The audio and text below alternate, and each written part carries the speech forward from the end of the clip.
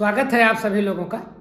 और आइए आज अपने लोग फिर हिंदी के महासागर में एक बार गोता लगाएं और पढ़ें बिहारी जी को। गागर में सागर भरने के लिए मशहूर Bihari ji high school UP board के हाई स्कूल के हिंदी के काव्य खंड में सम्मिलित किए गए हैं दो शीर्षकों के साथ। एक शीर्षक है भक्ति और दूसरा शीर्षक है नीति।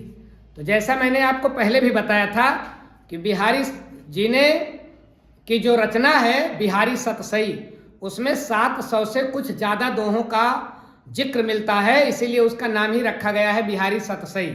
उसमें इन्होंने कुछ भक्ति के दोहे लिखे हैं, कुछ नीति के दोहे लिखे हैं, कुछ सामाजिक अन्य विषयों पर भी इन्होंने लिखा है। तो अपने लोगों के पाठ्यक्रम में भक्ति और नीति ये दो शीर्षक से दोहे सम्मिलित किए गए हैं बिहारी जी के लिखे। भक्ति खंड को अपने लोगों ने पढ़ लिया है।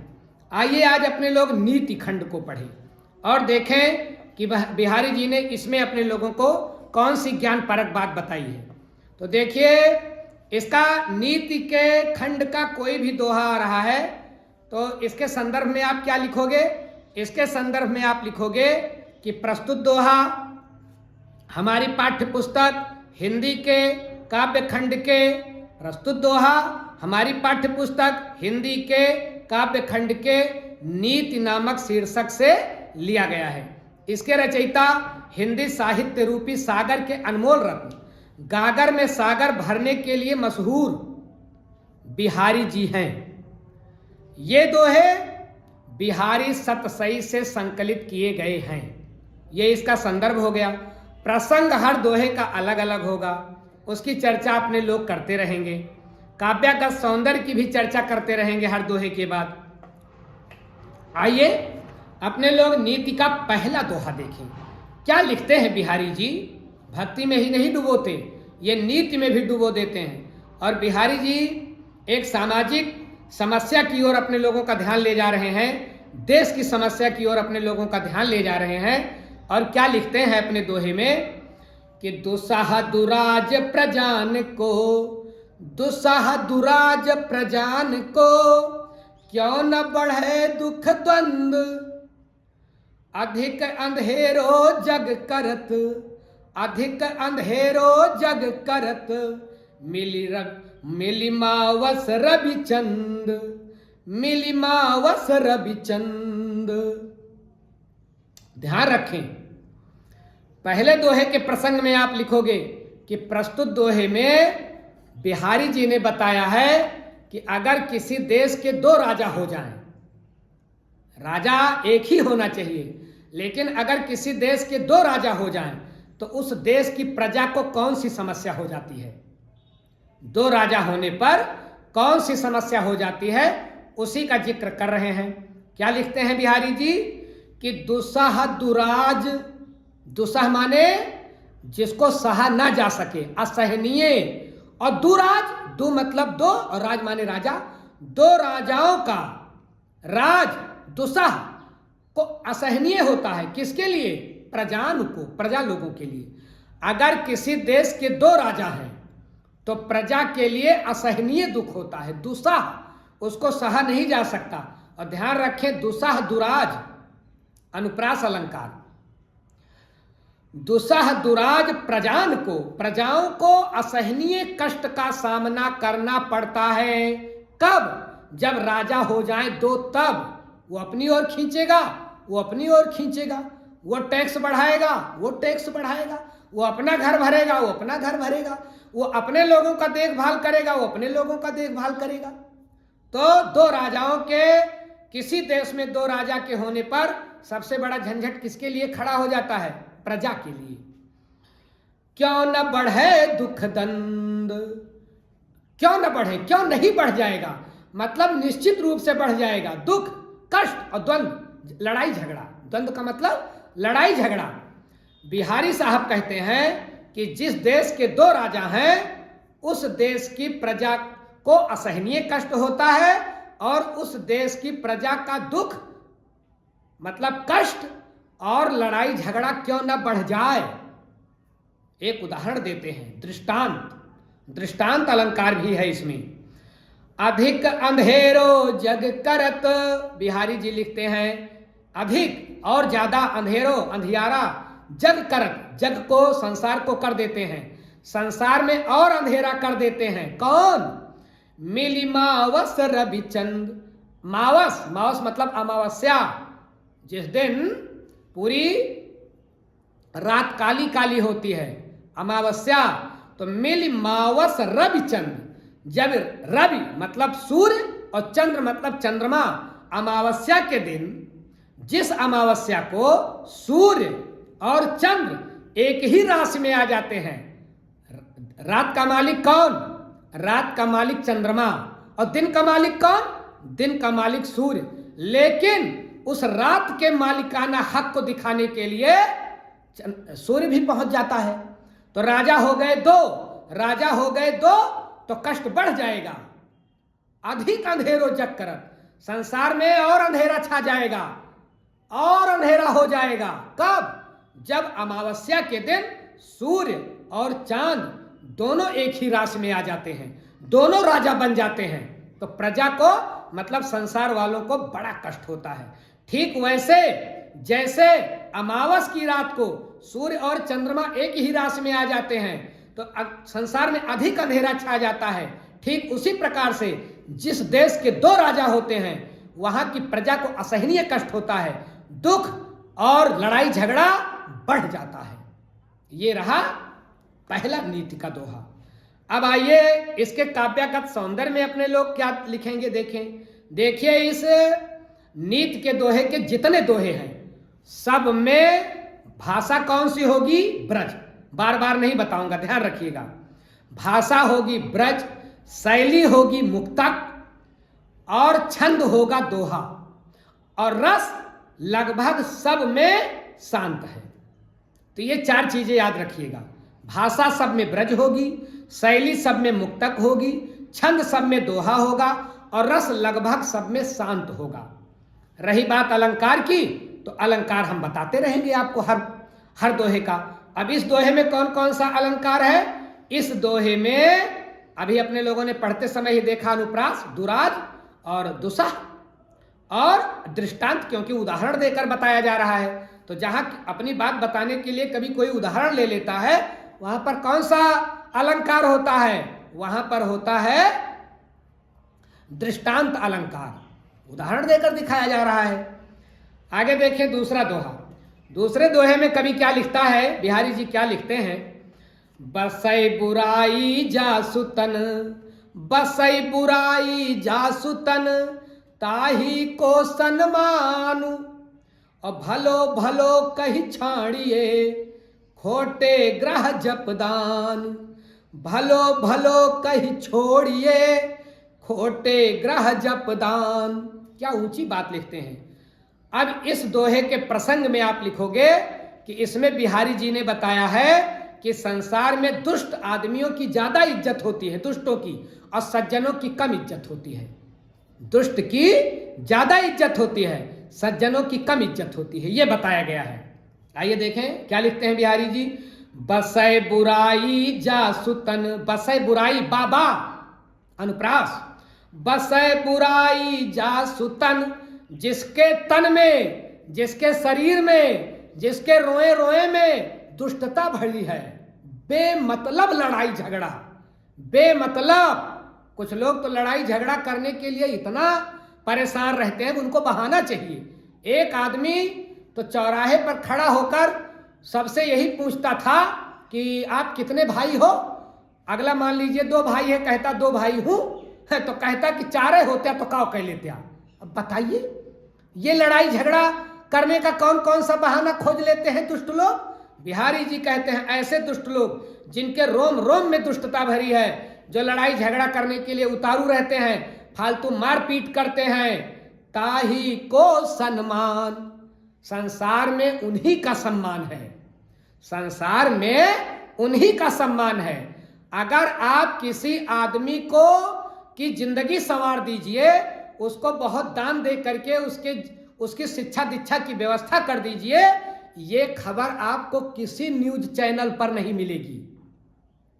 अच्छा काम करें तो दर दर एप्लीकेशन लेकर भटकना पड़ेगा। भैया हमरो तनी छाप देते पेपरवा में, हम ऐसे करे ही। और आप और कोई दुष्ट व्यक्ति किसी का मर्डर कर दे, 2-4 लोगों की हत्या कर दे, पहले नंबर के पेज के पहले पेज पर उसका फोटो आएगा, ना उसको कहीं आना, पूरे देश में उसका नाम हो जाएगा। और अगर वो किसी के यहाँ मान लीजिए वो दुष्ट व्यक्ति न्योता चला गया जिसने 2-4 मर्डर किया है, हाँ, उसके लिए सबके लिए कुर्सी रहेगी, उसके लिए सोफा, आओ भैया यहाँ बैठा, ये खा।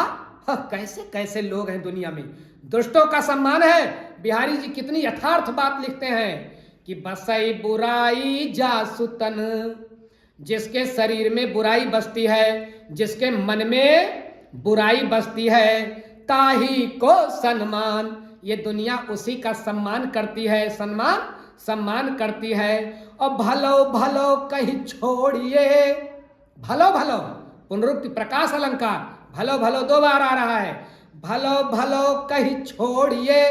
भले ग्रहों को, ग्रह होते हैं ना, जैसे शनिचर ग्रह और ग्रह, जो ग्रह है शनिचर थोड़ा ज्यादा डेंजरस ग्रह है, ये जिसके ऊपर सवार हो जाता है उसका कहा जाता है सत्यानाशी कर देता है।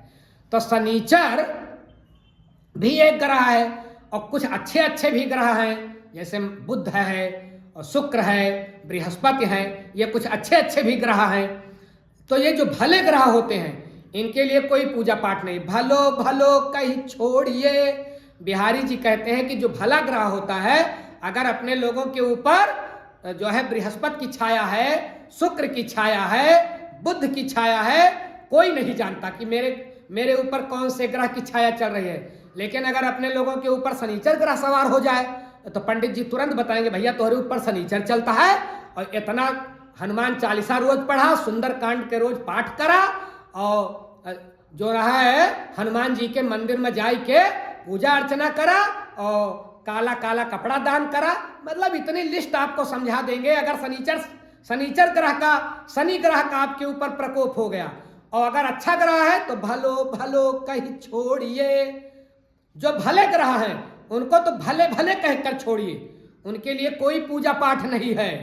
लेकिन खोटे ग्रह जप दान, खोटे माने दुष्ट, अमंगलकारी, ऐसे ग्रह जो अमंगलकारी हैं, जो अपने लोगों के जीवन में अमंगल करते हैं, अशुभ करते हैं, उन्हीं के लिए पंडित जी कहते हैं कि जप करो, दान करो, तब उनसे मुक्ति मिलेगी। और भला ग्रह, अच्छा ग्रह, उसका बेचारे का कोई 75 ही नहीं है। भलो भलो भले हैं, उनको छोड़ो। तो भले आदमी को कोई सम्मान नहीं, वो खड़ा ही रहेगा प्रोग्राम में, और दुष्ट आदमी के लिए वो व्यवस्था होगी जिसका कुछ। इसीलिए तो दुष्टों की संख्या बढ़ती जाती है, उनका ज्यादा सम्मान होता है, उनका ग्लैमर ज्यादा होता है। इसी यथार्थ बात को, इसी सामाजिक यथार्थ बात को बिहारी जी हम लोगों के सामने कहते हैं कि जो जिसके मन में, जिसके तन में बुराई भरी है, उसका बड़ा स्वागत होता है। और बिल्कुल दृष्टांत दे रहे हैं, कैसे स्वागत होता है, जैसे अच्छे ग्रह को तो ये कह करके पंडित जी छोड़ देते हैं कि इनसे कोई दिक्कत नहीं है, भला ग्रह है, भला ग्रह है।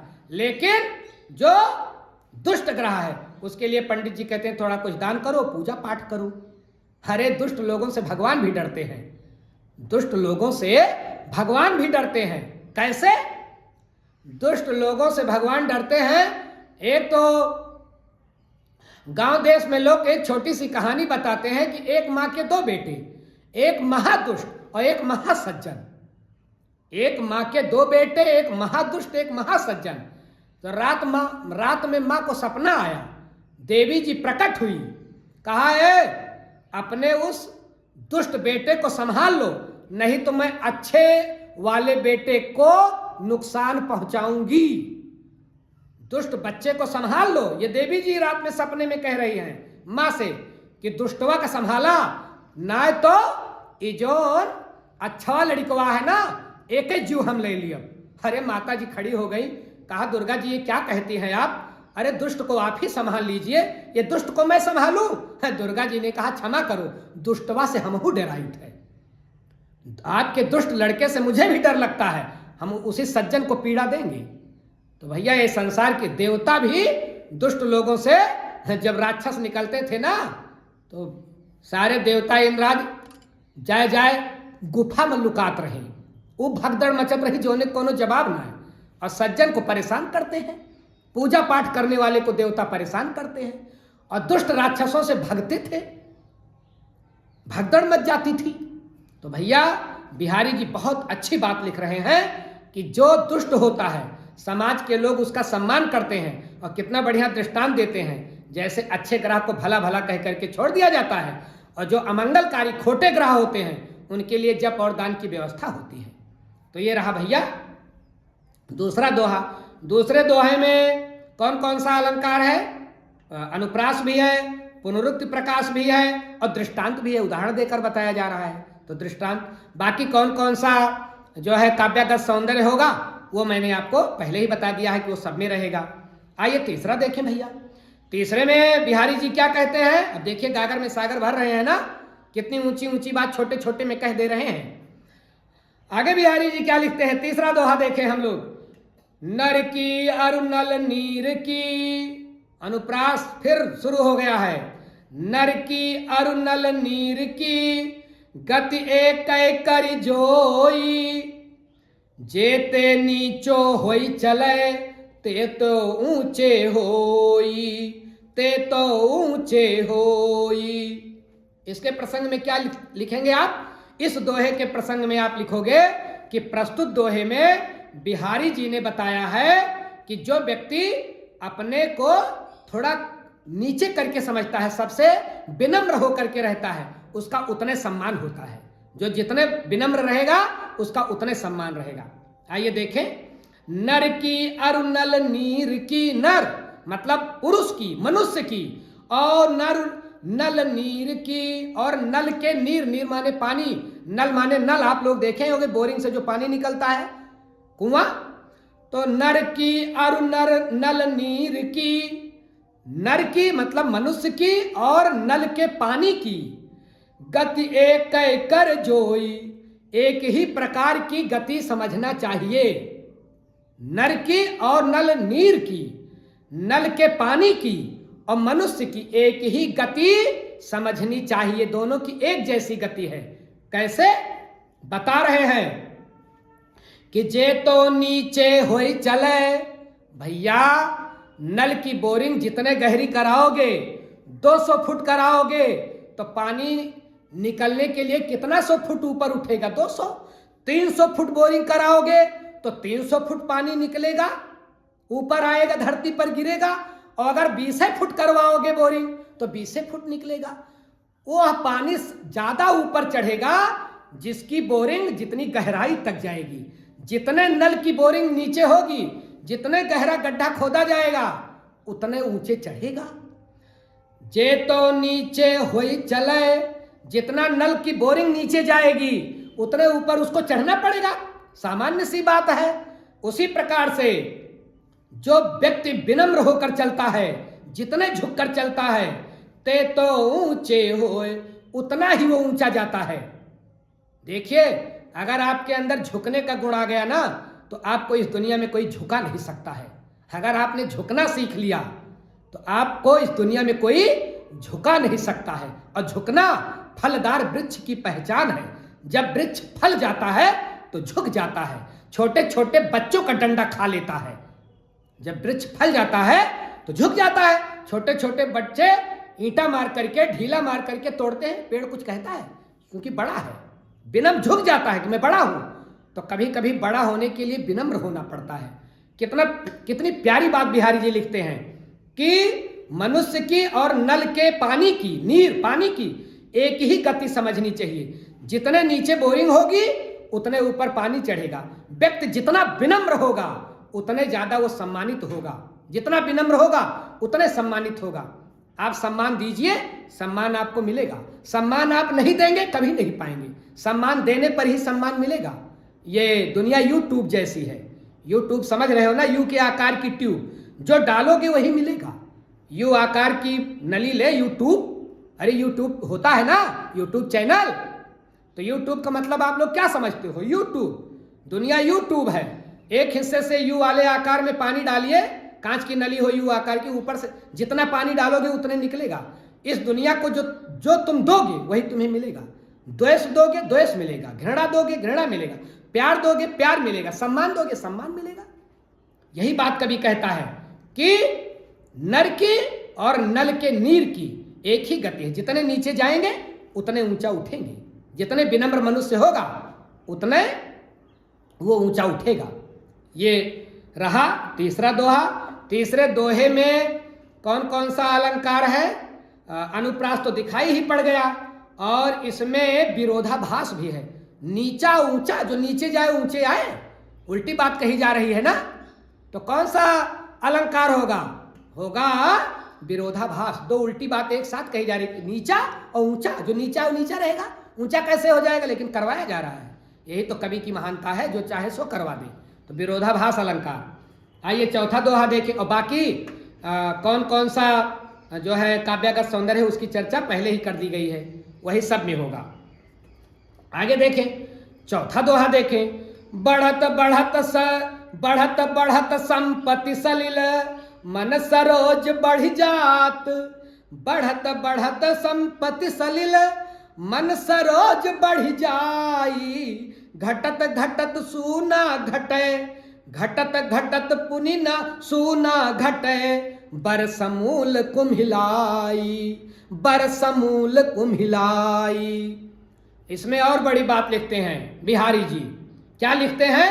इसके प्रसंग में आप लिखोगे कि प्रस्तुत दोहे में बिहारी जी ने बताया है कि व्यक्ति की अगर आदत खराब हो जाए तो फिर वो सुधरती नहीं है।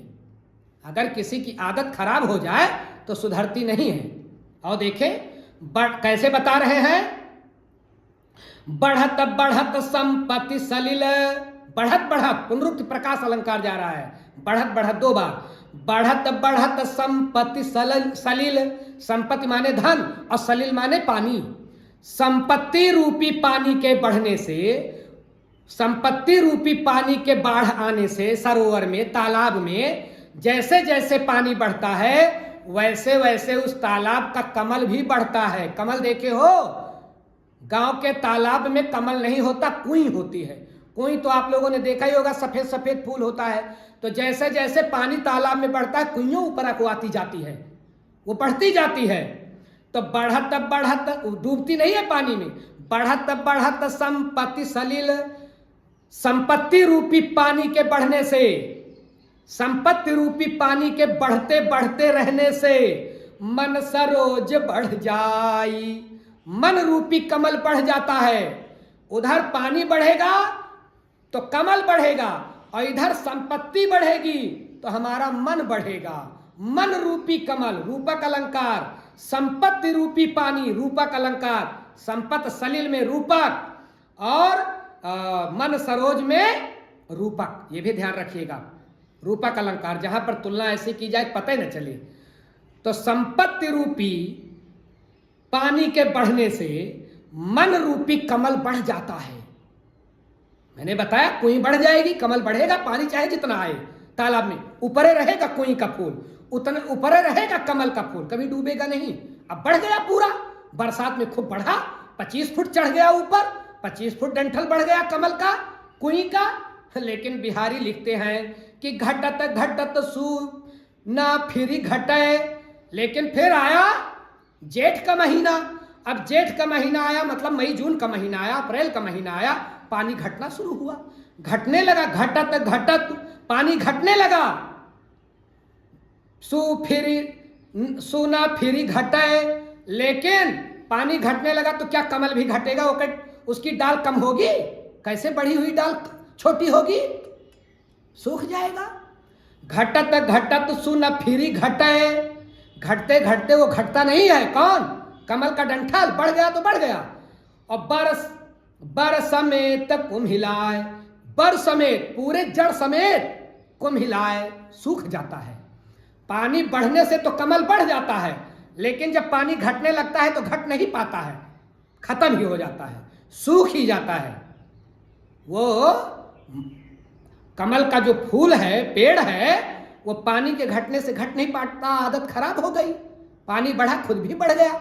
अब ये ना सोच पाया कि जब पानी कम होगा तो मैं क्या करूंगा। ठीक उसी प्रकार से भैया आदत ना खराब करिए। ज्यादा धन होने से उतरा कर मत चलिए। अधजल गगरी छलकत जाए, भरी गगरिया चुप्पे जाए। अगर आप भरे हो, वास्तव में अगर आप धनी हो, तो फिर आप छलकेंगे नहीं, आप छलकेंगे नहीं। और अगर आप आधे भरे हैं तो छलकेंगे। नया नया धन आया, आप उतरा कर चलने लगे, आदत खराब कर लिए। और आदत मन रूपी कमल बढ़ जाता है। संपत्ति रूपी पानी के बढ़ने से मन रूपी कमल बढ़ जाता है, लेकिन जब वो पानी घटने लगता है तो कमल घटता नहीं है। जब वो संपत्ति घटने लगती है, धन घटने लगता है, तो मन नहीं घटता है, मन बढ़ जाता है, मन बकरा है, मन कभी अघाता नहीं है। तो फिर अंत में परिणाम क्या होगा कि हम हर जगह बेइज्जत होंगे। 100 जूता खाब, तमाशा घुस के देखा, सब दुर्गति होगी, सारी दुर्गति होगी, लेकिन तब भी मुंह बनाए खड़े रहेंगे। आदत ना खराब करिए। जिसकी चाट चाउमीन और उल जलूल खाने की आदत पड़ गई है, हम तो देखते हैं बारात और रात में जो है लोग धक्का देकर कहते करे जाओ हटो हटो, बाद में आना, मुंह बनाए खड़े। जब तक मिल नहीं जाएगा, जब तक चाट भी खाएंगे, चाटा भी खाएंगे। पहले चाटा खाएंगे, फिर चाट खाएंगे। इतना मन क्यों बढ़ा लिए हो कि चाटा खा करके चाट खाओ? भैया, ये मन रूपी जो कमल है, इसको ज्यादा बढ़ने ना दो। बड़ी ही सुंदर नीति की बात कही है बिहारी जी ने कि कभी भी संपत्ति के बढ़ने पर अपनी औकात नहीं भूलनी चाहिए, हमको अपनी आदत नहीं बिगाड़नी चाहिए। तो ये रहा चौथा दोहा। चौथे दोहे में रूपक अपने लोगों ने देख ही लिया, अनुप्रास भी है। घटत घटत फिर पुनरुक्ति प्रकाश, बढ़त बढ़त पुनरुक्ति प्रकाश, और संपत्ति सलिल अनुप्रास सा आ रहा है। तो इस प्रकार से रहा ये चौथा दोहा। आइए पांचवें दोहे में प्रवेश करें। पांचवें दोहे में कवि क्या कहता है कि जो चाहत चटक ना घटे, मैली होई न मित्त, रज रजासुत ना छुआई तो नेह चीकने चित्त। क्या लिखते हैं बिहारी जी? इसके प्रसंग में आप लिखेंगे कि प्रस्तुत दोहे में बिहारी जी ने बताया है कि अगर आपकी किसी से मित्रता है तो उसमें धन का स्थान ना दीजिए। मित्रता में धन को गौड़ समझिए, धन को तुच्छ समझिए, नहीं तो ये धन जो है मित्रता को बर्बाद कर देगा, मित्रता को गंदा कर देगा। धन को मित्रता से दूर ही रखिए। ये धूल मिट्टी है मित्रता रूपी दर्पण के लिए। आइए देखें, बिहारी साहब लिखते हैं कि जो चाहत चटक ना घटे, जो अगर चाहत चाहते हो, चटक चमक ना घटे, ना घटे, चाचा आ रहा है अनुप्रास, ध्यान रखिएगा। अगर आप चाहते हो कि चटक ना घटे, चमक कम ना हो, किसकी? मैली हो न मित, मित मतलब मित्रता, मैली माने गंदी। अगर आप चाहते हो कि आपकी मित्रता गंदी ना हो, आपके मित्रता की चमक बरकरार रहे, आपकी मित्रता का फूल हमेशा खिला रहे, कभी ना मुरझाए, आप मित्रता को बहुत दिन तक जीवित रखना चाहते हो, अपनी मृत्यु पर्यंत जीवित रखना चाहते हो कि लोग आपकी मिसाल दें, तो एक काम करिए। क्या करिए? लिखते हैं कि रज राजस न बुझा छुआई तो, राजा राजस माने धन और रज माने धूल, धन को धूल कहा बिहारी ने। अगर आप चाहते हो कि आपकी मित्रता गंदी ना हो तो ये धन रूपी धूल को छूने ना दीजिए, न छुआई तो। अगर ये धन रूपी, अगर रूपक जा रहा है रज रजास और अनुप्रास भी रा रा और रूपक भी, लेकिन रूपक विशेष रूप से लिखेंगे आप, रज रजास धन रूपी धूल न छुआई तो, इसको छूने मत दीजिए, ये छूने न पाए। अगर ये धन रूपी धूल आपके मित्रता रूपी दर्पण पर लग गई तो गंदा होगा जरूर। नेह चीकने चित्त, नेह माने प्रेम और चीकने माने चिकना और चित्त माने मन। तो देखिए स्नेह को बोलते हैं, स्नेह को बोलते हैं प्रेम, और स्नेह को बोलते हैं मोबिल ऑयल जो गाड़ी में पड़ता है, बड़ा चिकना होता है। आपने देखा होगा उसके डिब्बे में लिखा रहता है स्नेहक। हिंदी अपने लोगों को पता नहीं है, अंग्रेजी अपने लोगों की मम्मी पापा हो गई है, अंग्रेजी में ही सारा काम हो रहा है, हिंदी तो बेचारी रो रही है कहीं जा करके। मोबिल ऑयल मतलब ये जो चिकना तेल होता है इसको बोलते हैं स्नेहक। तो अगर तेल में मिट्टी ज़्यादा लगती है, अगर आपके हाथ में तेल लगा है तो धूल मिट्टी ज़्यादा चिपकेगी आपके हाथ में।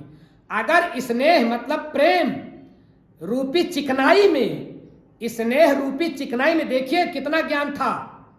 वो जो चिकने तेल होते हैं, ये चित्त अगर चिकना है, नेह मतलब प्रेम रूपी ये जो चिकनाई है चित्त में मतलब मन में जो प्रेम रूपी चिकनाई है, अगर इसमें धन रूपी धूल छू गई तो गंदा होना ही होना है। गंदा होने से कोई रोक नहीं सकता। बिहारी जी कह रहे हैं कि अगर आप चाहते हो कि आपका मन जिसमें स्नेह रूपी चिकनाई है उसमें गंदगी ना आए, वो मैला ना हो, मित्रता चमकती रहे, तो ये धन रूपी धूल को कभी छूने मत देना। अगर मित्रता में धन आ गया है तो खत्म समझिए मित्रता। लेत देत मन संक न धरई, बल अनुमान सदा हित करई, ये मित्र का लक्षण बताया गया है। मित्र का धन अपना धन है। लेत देत मन संक न धर, एक पैसे की शंका नहीं होनी चाहिए लेते हुए और देते हुए। तो अगर आप चाहते हैं कि मित्रता ज्यादा दिन तक चमकती रहे तो धन को स्थान न दीजिए। धन मतलब धूल रज। तो देखिए इसमें ये इसकी व्याख्या हो गई। और इसमें कौन कौन सा अलंकार जा रहा है अभी अपने लोगों ने पढ़ा। चाचा आया, अनुप्रास और रूपक आया, रज रजास रूपक आया। आइए और शेष क्या क्या होगा उसकी चर्चा अपने लोगों ने पहले ही कर दी है। आइए छठवां देखें अपने लोग। छठवें दोहे में बिहारी जी का कौन सा गागर में सागर भर रहे हैं। आइए देखें। एक एक दोहे ऐसे हैं कि 4-4 घंटा बोला जाए तो कम है और शार्ट में काम लिया जा रहा है, क्योंकि गगरी में सागर भरे कहा है, गागर में सागर। इनका काम यही है। अब जो बताएगा वो तो सागर को निकालेगा ना। तो एक एक दोहे का बहुत बड़ा इसका इसकी व्याख्या है, थोड़े में समझें। आगे देखें। बिहारी जी लिखते हैं बुरो बुराई जो तजय तो चित खरो डरात, और ज्यो निकलंक मयंक लखी गनय लोग उत्पात, गनय लोग उत्पात। क्या लिखते हैं बिहारी जी? इसके प्रसंग में लिखिएगा कि बिहारी जी प्रस्तुत दोहे में कहते हैं कि अगर दुष्ट आदमी अचानक सज्जन जैसा व्यवहार करने लगे तब भी उसके ऊपर शंका बनी रहती है। अचानक दुष्ट सुधर जाए, बिल्ली अचानक ध्यान करने लगे, शंका तो होती ही है। आइए देखें। बुरो बुराई जो तजय, बुरा व्यक्ति बुराई, अपनी बुराई जो तजय अगर छोड़ दे, बुरा व्यक्ति अगर अपनी बुराई छोड़ भी दे, झूठ बोलना छोड़ भी दे, तो चित्त खरो डरात, तो तब भी जो अच्छे चित्त वाले हैं वो डरते हैं। चित्त खरो डरात। खरो माने जो खर हो, जो मतलब बढ़िया हो, खरा हो, वो जो है डरता है कि अचानक सुधर कैसे गया। अगर बुरा व्यक्ति अचानक अपनी बुराई को छोड़ देता है तो समझिए थोड़ा बहुत समझिए कि कुछ ना कुछ झंझट ही छोड़ कैसे दिया। अब बिल्ली अगर कहीं जो है किसी कूड़े करकट के पास और आराम से बैठी है ध्यान मगन हो करके, तो राम राम जप रही है कि चूहे का इंतजार कर रही है। बगुला तालाब में एक पैर से खड़ा है और एक ध्यान लगाया है, तो बगुला ध्यान कर रहा है कि मछली का इंतजार कर रहा है। लगता तो है कि ध्यान कर रहा है, लेकिन वो मछली का इंतजार कर रहा होता है। दुष्ट लोग अगर सुधर भी जाए ना, भरोसा नहीं करने लायक होते हैं। एक बार भरोसा टूट जाए ना, विश्वास वो चीज़ है कि अगर एक बार टूट जाए तो जुड़ती नहीं है। वही बात रहीम जी कहते हैं कि बुरा व्यक्ति अगर अपनी बुराई छोड़ भी दे तो भी अच्छे लोगों का चित्त डरता है कि कहीं ये फिर पुरानी आदत ना ला ले, फिर पुरानी बात ये करने ना लगे। दुष्ट व्यक्ति क्या न कर जाए। आगे लिखते हैं बिहारी जी, ज्यो निकलंक मयंक लखी, ज्यो जैसे कि दृष्टांत चल रहा है। और अभी अपने लोगों ने पढ़ा अनुप्रास भी, बुरो बुराई, अनुप्रास और चल रहा है दृष्टांत, उदाहरण दे रहे हैं बिहारी। उदाहरण तगड़ा देते हैं। क्या उदाहरण दे रहे हैं कि ज्यो निकलंक मयंक लखी, जैसे कि निकलंक बिना कलंक का, मयंक माने चंद्रमा लख देख करके चंद्रमा में छोटा सा दाग है, अपने लोग देखते हैं, वही उसकी खूबसूरती को थोड़ा कम करता है। नहीं तो चंद्रमा को रोजे टोना लगा रहे और रोज उनको झाड़ फूंक करवानी पड़े, इतना सुंदर है चंद्रमा। चंद्रमा के ही जो कोई बहुत सुंदर लड़की होती है तो चंद्रमुखी, और कोई बहुत अच्छा सुंदर होता है तो चंद्रदेव। लोग अपने बच्चे का, अपने लड़के लड़की का नाम चंद्रमा से तुलना करके रखते हैं, खूबसूरत होता है तो ये चंद्रदेव बड़े खूबसूरत हैं, लेकिन इनमें एक कलंक है कि टीका लगा है। अगर वही कलंक ना हो काला काला तो रोजे इनको टोना लगा रहे। लेकिन बिहारी जी कहते हैं कि अगर चंद्रमा में वो दाग खत्म हो जाए, वो कलंक खत्म हो जाए, तो गने लोग उत्पात, तो लोग गिनने लगते हैं कि कोई उत्पात आने वाला है। प्रकृति में कोई न कोई झंझट खड़ा हो जाएगा, भूकंप आएगा, सुनामी आएगी, आंधी आएगी, तूफान आएगी। क्यों? क्योंकि चंद्रमा बेदाग हो गया। चंद्रमा में तो हमेशा दाग होता है, ये बेदाग कैसे हो गया?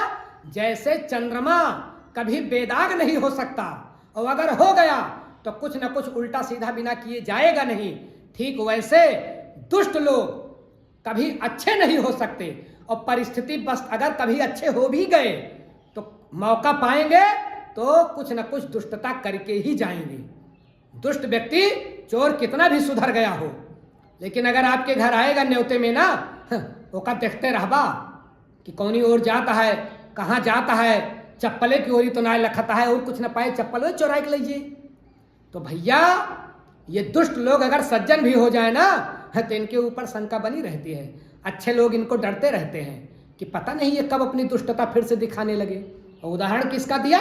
चंद्रमा का। जैसे बिना दाग के चंद्रमा को देख करके धरती के लोग ये सोचने लगते हैं कि कोई न कोई प्राकृतिक आपदा आने वाली है। ऐसा माना जाता है कि चंद्रमा अगर बेदाग हो जाए तो समझिए कोई न कोई आपदा जरूर आ जाएगी। ठीक वैसे ये दुष्ट व्यक्ति अगर सज्जन हो जाए अचानक, तो समझिए कोई न कोई बड़ा गेम खेलने वाले हैं। तो जैसे चंद्रमा का बेदाग होना मुश्किल, वैसे अच्छे दुष्ट लोगों का अच्छा होना मुश्किल है। इसको ध्यान रखिएगा। काल नेम की तरह राम राम जपेंगे तो, लेकिन मौका आएगा तो फिर झंझट भी पैदा कर देंगे। ये रहा छठवां दोहा। अब छठवें दोहे के में कौन कौन सा अलंकार रहा? दृष्टांत और अनुप्रास, अभी अभी अपने लोगों ने देखा। आइए सातवां और अंतिम दोहा देखें।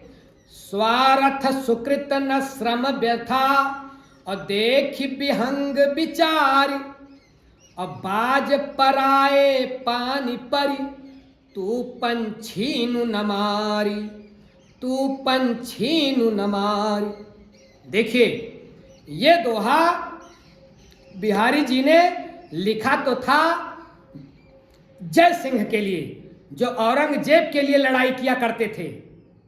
औरंगजेब के लिए जयसिंह लड़ाई किया करते थे और निर्दोष जनता को मारते थे औरंगजेब के कहने पर। औरंगजेब सम्राट था, उसके कहने पर ये आम जनता को दुख देते थे, तकलीफ देते थे, प्रताड़ित करते थे। उनके लिए लिखा गया है, लेकिन उदाहरण बाज के लिए लिया गया है। देखिए इसके प्रसंग में आप लिखेंगे, सातवें दोहा अगर आ गया तो इसके प्रसंग में लिखेंगे कि प्रस्तुत दोहे में बिहारी जी ने बताया है कि कभी दूसरे के बल को पाकर किसी को सताना नहीं चाहिए। दूसरे के बल पर कभी किसी को नहीं सताना चाहिए, नहीं तो दिक्कत हो सकती है एक दिन। आइए देखें। स्वार्थ सुकृत न श्रम वृथा। देखिए बिहारी जी कहते हैं बाज को संबोधित करते हुए कि ऐ बाज। देखिए पहले के जमाने में जो ये शिकारी लोग होते थे, चिड़ियों को मारने के लिए बाज का सहारा लेते थे। ये बाज को पकड़ लेते थे और बाज को बांध देते थे उसका पैर और छोड़ देते थे। अब बाज अटैक करता था चिड़ियों के ऊपर, तो चिड़ियों को ये लोग पकड़ लेते थे शिकारी लोग। तो बाज का उपयोग किसके लिए करते थे? चिड़ियों के शिकार करने के लिए करते थे। और बाज किसके कहने पर शिकार करता था? अपने मालिक के कहने पर शिकार करता था। बाज का कोई खास फायदा उसमें नहीं था। बाज को बस पेट भरने के लिए मिलता था, बाकी तो सेलिंग वो मालिक करता था, चिड़ियों का व्यापार करता था, मार मार करके मांस बेचता था। लेकिन सारा पाप कौन करता था? बाज करता था। इसी बात को बिहारी जी कहते हैं कि ऐ बाज, और मानो उस राजा को संबोधित कर रहे हैं जो औरंगजेब के लिए युद्ध करता था, उसी को बाज जैसा कहा गया है। बिहारी जी कहते हैं ऐ बाज, स्वार्थ, ये जो दूसरे चिड़ियों को तुम मार रहा है इसमें तेरा कोई स्वार्थ नहीं है, क्योंकि इतनी चिड़ियों को तो तुम मार करके खा नहीं पाएगा। इसमें न कोई स्वार्थ है न सुकृत, और ऐसा जो तू कर रहा है ये इसमें कोई पुण्य भी नहीं है। सुकृत मतलब पुण्य। ये दूसरे पक्षियों को जो तू मार रहा है अपने मालिक के कहने पर, इसमें न तो कोई पुण्य तुझे मिलने वाला है और न इसमें तेरा कोई स्वार्थ है। श्रम वृथा और ऐबाज, तू बिना वृथा माने व्यर्थ, श्रम माने मेहनत कर रहा है, दूसरे के लिए इतनी मेहनत कर रहा है, दूसरे के कहने पर इस तरह की हरकत तू कर रहा है। न इसमें तेरा कोई स्वार्थ है, न तेरा कोई पुण्य है, न बिना मतलब मेहनत करता चला जा रहा है तू। और देख विहंग विचार, ऐ विहंग, ऐ पक्षी, विहंग किसकी पर्यायवाची है? पक्षी की। ऐ पक्षी तू थोड़ा विचार कर ले कि जो काम तू करता जा रहा है इसमें कुछ है कि बिना मतलब लोग पक्षियों को तू सता रहा है। मानो जय सिंह को बता रहे हैं बिहारी कि ध्यान दो, औरंगजेब के कहने पर जो तुम मार रहे हो निर्दोष जनता को, इसमें कोई स्वार्थ है तुम्हारा? कोई पुण्य मिलेगा? फालतू मेहनत किए जा रहे हो। बाज पराए पानी पर, ऐ बाज पराए दूसरे पानी, पानी का मतलब हाथ, पाणी, पाणी ग्रहण कार्ड में छपा रहता है ना, पाणी ग्रहण। तो पाणी मतलब वो जब दूल्हा दुल्हन का हाथ, दुल्हन का हाथ दूल्हे को दिया जाता है, उसी समारोह को बोला जाता है पाणी ग्रहण। कार्ड में छपा रहता है ना, कभी ध्यान से देखे हो तो समझ जाएंगे। पाणी ग्रहण तो पाणी माने हाथ। ऐ बाज तू पराए दूसरे हाथ में पड़ करके तू पंछीन न मार, तू पंछियों को न मार। ऐ बाज तो दूसरे किसी शिकारी व्यक्ति के हाथ में पड़ करके तू पक्षियों को मत मार, क्योंकि तेरा इस कार्य में न तो कोई स्वार्थ है न तुझे पुण्य मिलेगा। तू बिना मतलब मेहनत कर रहा है, दूसरे की ताकत, दूसरे का हाथ में पड़ करके तू खुद पाप कर रहा है। ऐसा तू ना कर। तो संबोधन ये किसके लिए है? संबोधन तो राजा जय सिंह के लिए है, जो औरंगजेब के कहने पर जो है इधर उधर अत्याचार कर रहा था। तो इसमें बात किसी और की कही जा रही है, लेकिन बताया किसी और के लिए जा रहा है। तो ऐसा जब हिंदी साहित्य में व्यवस्था होती है तो यहाँ एक अलंकार काम करने लगता है, उसको बोलते हैं अन्योक्ति अलंकार। कौन सी अलंकार? कौन सा अलंकार? अन्योक्ति अलंकार। और भैया एक ऐसा दोहा है कि इसमें तीनों शब्द शक्तियां काम कर रही हैं। ये एक ऐसा दोहा है, अगर आपको कभी भविष्य में कोई कंपटीशन की परीक्षा देनी हो और ये दोहा आ जाए, इसमें पूछे कि कौन सी शब्द शक्ति है, तो तीनों शब्द शक्ति होती है, अभिधा, लक्षणा, व्यंजना, तीनों की तीनों इसमें है। इस दोहे में तीनों शक्तियां काम कर रही हैं। और अलंकार इसमें अन्योक्ति है। और देख लेंगे कि पराए पानी, पा आ रहा है तो अनुप्रास भी है, पा पराए पानी, पा अनुप्रास भी है, तो अनुप्रास है, अन्योक्ति है, और शब्द शक्ति, अभिधा, लक्षणा, व्यंजना तीनों है। और भाषा, शैली और छंद, रस, ये वही इसमें भी है जो पहले में था। तो ये रहा भैया बिहारी सतसई से संकलित किया गया नीति नामक शीर्षक के 7 दोहे जो अपने लोगों के पाठ्यक्रम में सम्मिलित किए गए हैं। इसके जो दोहों के आधार पर प्रश्नोत्तर हैं उसको लेकर के भी हम शीघ्र ही आपके सामने आएंगे।